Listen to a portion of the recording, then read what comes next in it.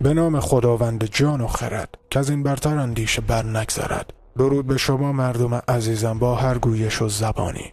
این موجود خودش رو آیواس معرفی کرده از نژاد لم. این نام جدیدی نیست. برای مثال سرزمین ایلام. این قوم عزیز هزاران ساله که عضوی از خانواده بزرگ سرزمین عزیزمون ایران هستند. ایلام یا ایل لم به معنای از تبار لم. ادیان ابراهیمی از بزرگ مردی به نام شالومون، سلمان یا سلیمان یاد کردند. این نام از دو واژه شاه و لمان تشکیل شده به معنای شاه لمان. برخلاف ادعاها شواهد باستانی نشون میده که نام ایلام و سلیمان نامی باستانی و قدیمی در خوزستان کنونی بوده. ایلام به معنای قوم لم و شالم به معنای شاه لم. فردوسی بزرگ سلیمان رو جمشید نامیده به معنای همزاد نور یا خورشید. در میان رودان به اون آنو گفته میشد که باز هم به معنای نورانیه.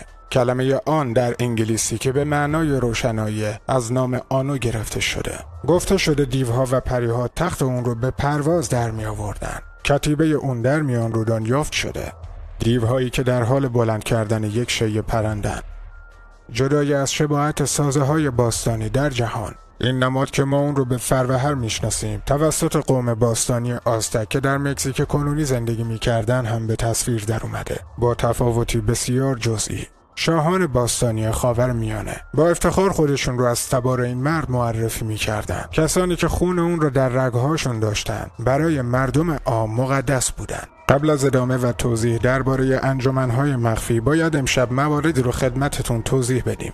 برگردیم سراغ لم. میریم به آگوست سال 2002 شهر وینچستر در انگلستان. تصویر این نژاد که امروز به نام خاکستری ها شهرت دارن توی یک مزرعه گندم یافت میشه.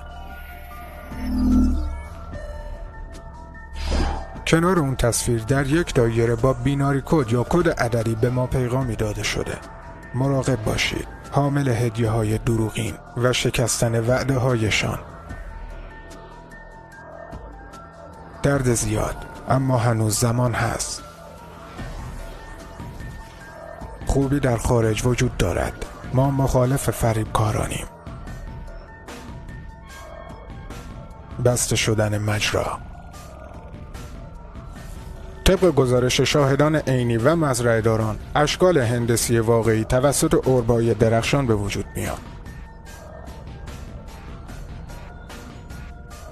از طرفی هفته پیش پنتاگون برای اولین بار ویدیوهای یوفو رو منتشر کرد. توی یکی از این ویدیوها خلبان با هیجان داره سعی میکنه توضیح بده که چی داره میبینه.